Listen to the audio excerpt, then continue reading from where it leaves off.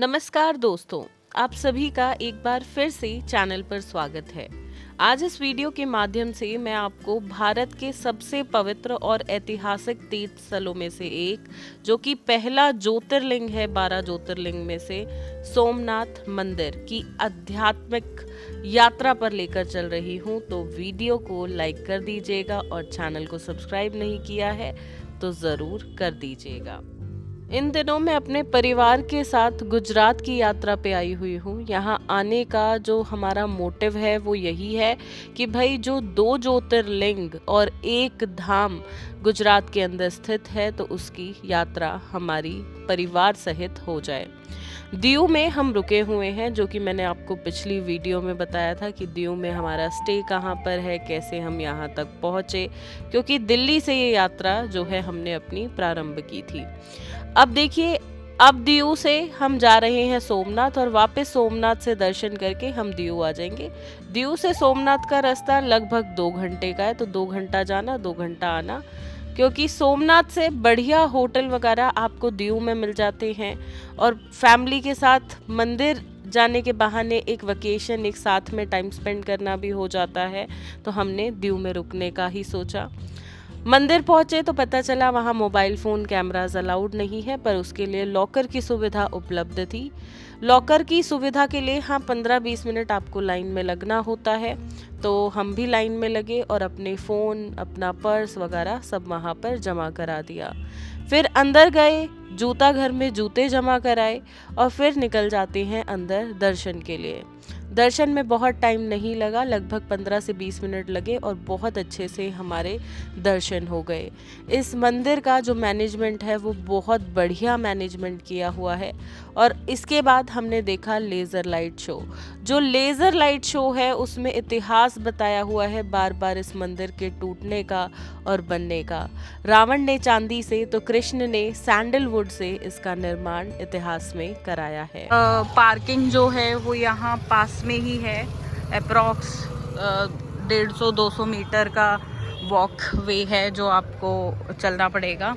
And एक चीज़ जो मुझे सही नहीं लगी, वॉशरूम्स जो है वो लॉक्ड हैं और जो खुले हैं वो इतने गंदे हैं और निशुल्क होने के बावजूद जो है ये लोग 5-5 रुपए चार्ज कर रहे हैं उन गंदे वॉशरूम्स का। तो वो मुझे कुछ समझ नहीं आया। एंड एरोगेंट है बहुत ज़्यादा, सुनने को रेडी नहीं। अगर गंदा वॉशरूम है तो there is nobody to clean it. I don't know वो कितने हफ्तों से क्लीन नहीं हुआ है। सो यही है वो वॉशरूम यहाँ पे आगे जिसकी मैं बात कर रही हूँ, इस साइड थोड़ा आगे जाके। एंड अभी हम जा रहे हैं पार्किंग में, अपनी गाड़ी लेंगे वहाँ से और फिर करेंगे हम, क्या करेंगे भाई, कहाँ खिला पिला रहे हो? डिनर करेंगे। एंड अभी हो चुकी है रात। फिर वापस से आज का हमारा जो स्टे है वो है दीव में, तो वहाँ जाएंगे। जय श्री सोमनाथ। यहाँ पे ओशन व्यू है, समुद्र दर्शन पथ प्लान बना है, यहाँ पे चलते हैं। एक पाथवे है जो अभी राघव ने देखा था जो सोमनाथ मंदिर के साइड से, मे बी ये वही हो। तो वहाँ से व्यू बड़ा अच्छा है, तो चलिए वहाँ चलते हैं। अभी हम ओशन व्यू पे आए हैं एंड यहाँ पे कुछ टिकट है। क्या टिकट है, कैसे आप अंदर जा सकते हो, तो चलिए वो देखते हैं। तो टिकट जो है वो तो 5 रुपए की ही है, पर ये जो है अभी क्लोज हो चुका है। तो अभी तो नहीं जा पाएंगे हम, वरना यहाँ से व्यू बड़ा अच्छा आ रहा है। If you are coming then आना भाई। यहाँ पे हमारा तो मिस हो गया, पर टाइमली आप आ जाना, आपका हो जाएगा। एंड साउंड शो कब से कब तक होता है, तो देखो साउंड शो जो है 8:45 पे शुरू हुआ और 1 घंटे का साउंड शो था। काफ़ी अच्छे से लाइक इन्होंने स्टोरी बताई। एंड अच्छा, उसमें ना मैं बता देता हूँ एक चीज़, या फिर लास्ट जो उनके पास टिकट होती है बस उतना ही होता है। ऐसा नहीं है कि हर कोई जाके वहाँ बैठ सकता है। एक डेडिकेटेड जगह है जहाँ पे वो बैठाते हैं ना, और वो 8:45 पे एग्जैक्ट स्टार्ट हो जाता है। ऐसा नहीं कि आप उसके बाद भी जा सकते हो या उससे पहले भी जा सकते हो। आई थिंक 2 शो ही होते हैं शाम को, 8:45 का लास्ट शो है। उसके बाद कोई शो नहीं होता। तो ऑलमोस्ट हमें 1 घंटा लगा एंड बढ़िया से लाइट शो हमने देखा और बहुत नॉलेजेबल था। एंड सोमनाथ जो है ये पहला जो है ज्योतिर्लिंग है एंड बहुत बढ़िया से इन्होंने मैनेज भी किया हुआ है चीज़ों को। तो बस यही है, लाइट शो की जो टिकट थी वो 50 रुपीज़ की थी एंड बाहर आपको प्रसाद भी मिल जाएगा। हमने प्रसाद भी लिया है, बहुत बढ़िया प्रसाद है। 100 रुपये मत देखना प्रसाद के, ले लेना, खाओगे तो मज़ा आ जाएगा। साथ में मैंने ली है ये रुद्राक्ष माला एंड वैसे मैं लेती नहीं हूँ बट इस बार मुझे सच में पहननी थी एक रुद्राक्ष माला, तो मैंने ये भी ले ली। अब असली है नहीं है वो मुझे नहीं पता, मैं श्रद्धा के साथ पहनूंगी। कहते हैं हर चीज़ श्रद्धा से की जाए तो वो अपना काम दिखा देती है, कर देती है, तो वही यहाँ पे मेरी कोशिश रहेगी। तो अब वापस चलते हैं। अब रात के लिए सोमनाथ से दीव का रास्ता कैसा है तो वो देखेंगे आगे। बात करें आने के रास्ते की तो हम नेशनल हाईवे 51 से आए थे एंड सही है, ये आप चाहो तो थोड़ा सा मतलब दीव से गुजरात की तरफ जाके ऊना से भी नेशनल हाईवे 51 पड़ता है। अदरवाइज़ आप थोड़ा सा दीव से बाहर निकल के आगे जाके भी मतलब थोड़ा सा एक्सटेंशन रोड्स वगैरह हैं तो तब भी ले सकते हो। बट मैं एक चीज़ बता दूँ, दीव में बहुत ज़्यादा कंस्ट्रक्शन हो रहा है। दीव में रोड्स डेवलप हो रहे हैं, नए रोड्स बन रहे हैं। साथ में रोड्स जो 4 लेन्स के थे या 2 लेन्स के थे तो वो एक्सटेंड हो रहे हैं। तो दीव में काफ़ी कुछ हो रहा है, तो उसकी वजह से आई डोंट नो अभी रात में हमें रास्ता सेफ मिलता है या नहीं, तो वो देखने वाली बात रहेगी। आई वुड सजेस्ट, या मैं सोच रहा हूँ, अभी आई एम नॉट श्योर, अभी मैं ये सोच रहा हूँ कि हम लोग जो है वो ऊना से जाएंगे, बिकॉज 5 से 10 मिनट का टाइम एक्स्ट्रा लगेगा आपको ऊना से दीव जाने के लिए। तो मैं वही सजेस्ट करूँगा कि हम वहीं से जाएं। और मतलब अभी हम जाके देखते हैं, फिर आपको सजेशन देंगे कि ऊना से जाना ठीक रहेगा या नहीं रहेगा, तो लेट्स सी क्या रहता है।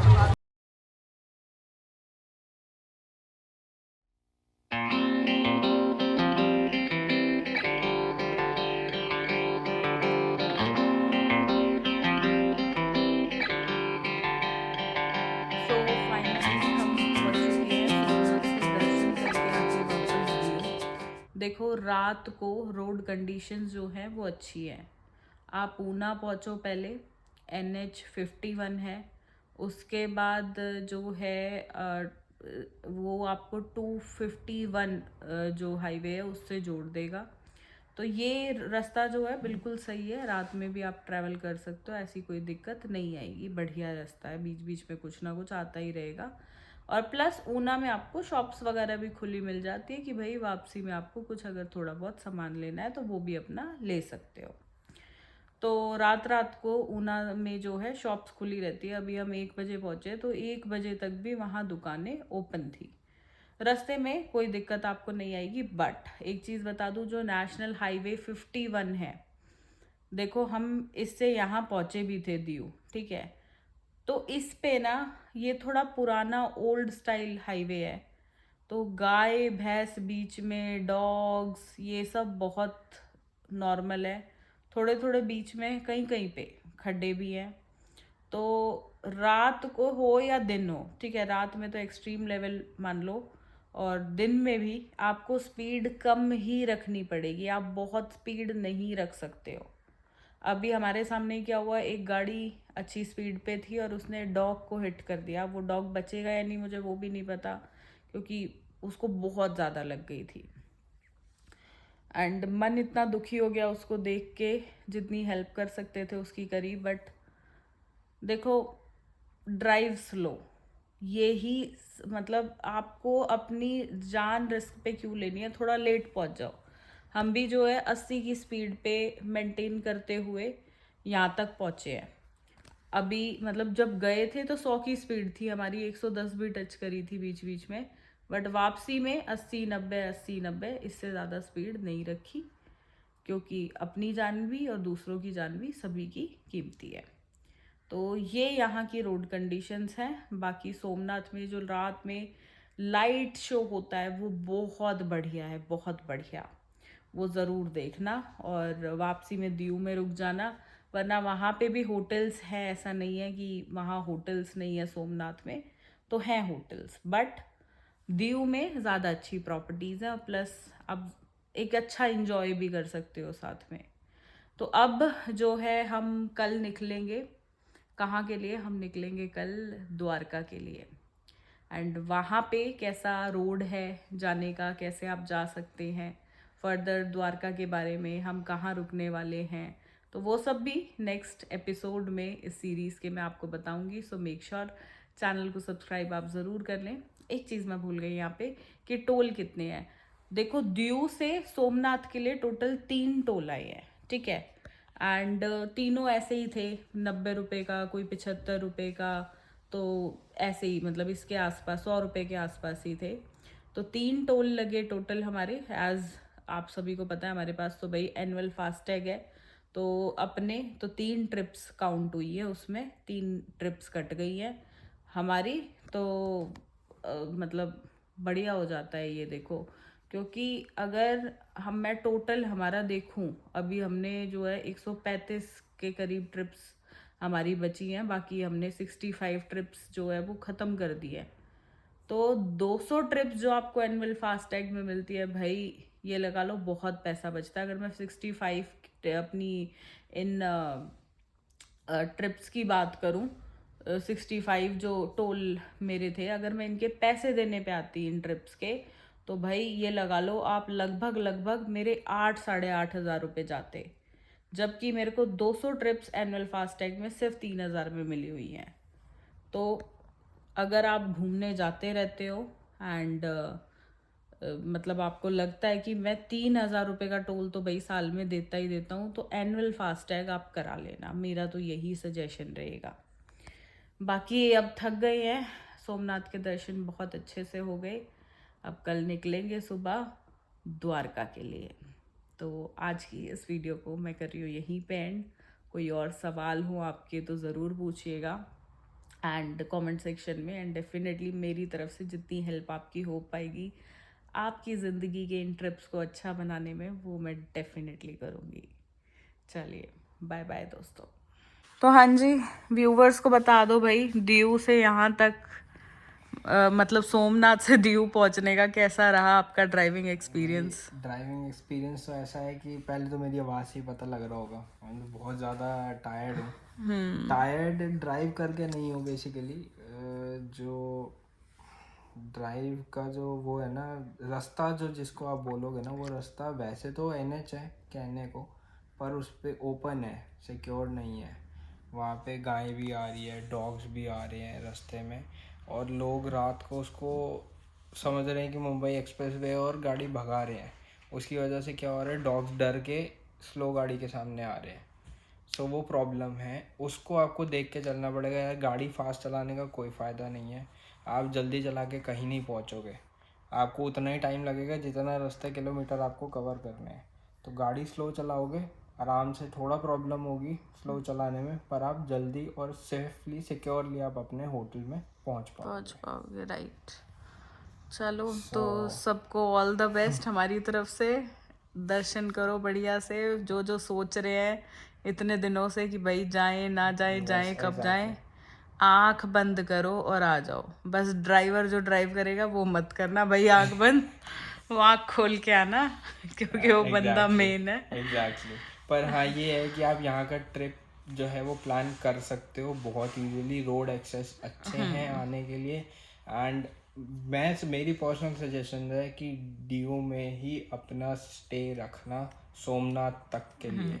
ये इतनी प्यारी जगह है कि आपको इससे ना प्यार हो जाएगा, सही में प्यार बहुत प्यार हो जाएगा। दीव मतलब अभी हमने केरल ट्रैवल किया था, राघव ने गोवा ट्रैवल करा हुआ है, मैंने अलीबाग ट्रैवल किया हुआ है, but Diu is number 1 in our list till date. अच्छा, बाय द वे एक इन्फॉर्मेशन और दे देता हूँ। अगर हमारे व्यूअर्स को बीचेस के बारे में पता है, अगर नहीं भी पता तो ये इन्फॉर्मेशन ले लो।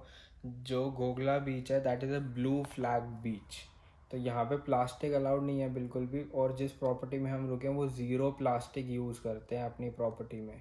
उनकी बॉटल्स, उनके सोप, कुछ भी उसके ऊपर कवर जो है वो प्लास्टिक का नहीं है। सब कुछ या तो रिसाइकल्ड अगर कहीं पे वो यूज़ कर रहे हैं तो, अदरवाइज प्लास्टिक यूज़ करते ही नहीं है।